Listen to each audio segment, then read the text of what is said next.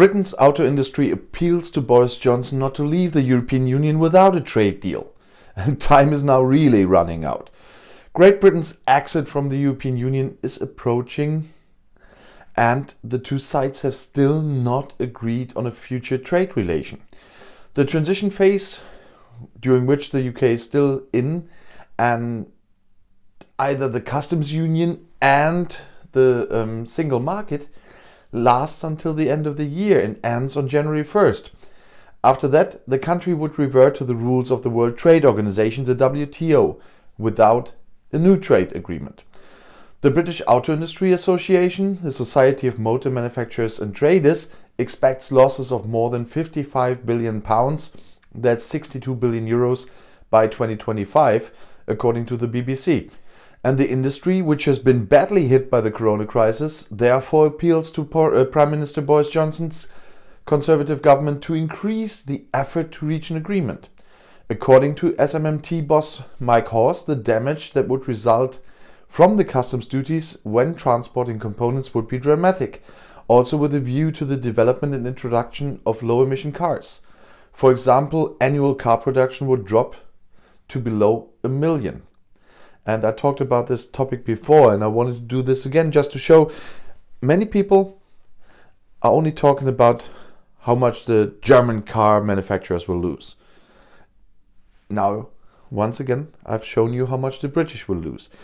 It is not a thing of we'll be fine, they lose. Both sides will lose, but only one side triggered the whole thing.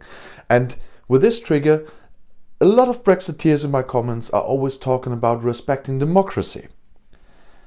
I would take this as a serious point if it was a binding referendum, but that's one point.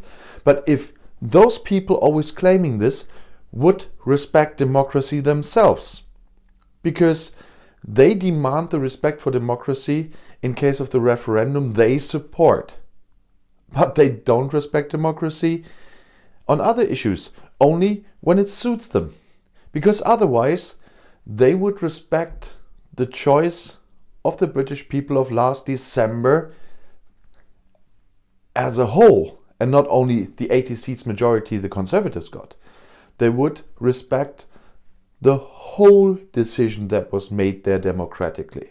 Because in this election, the people didn't only decide with the electoral system of the UK, you can get 43% and have 80 seat majority. That's the system, the way it is. But the people decided something else. The people decided that the next 4 years of this country are to be run by the Tory manifesto. So they voted on the Tory manifesto that day. And one part of the Tory manifesto was to ratify the withdrawal agreement as Boris Johnson negotiated it with the EU. That was part of the manifesto. But every day, Brexiteers claim that the withdrawal agreement has to go, that it is trash, that it has to be ripped apart. You voted in December for this withdrawal agreement to be ratified and to become law in the United Kingdom. Besides the fact that the Tory MPs don't stick to their own manifesto with this, with a single market bill, the voters don't respect the democratic vote of December, even they voted for it themselves.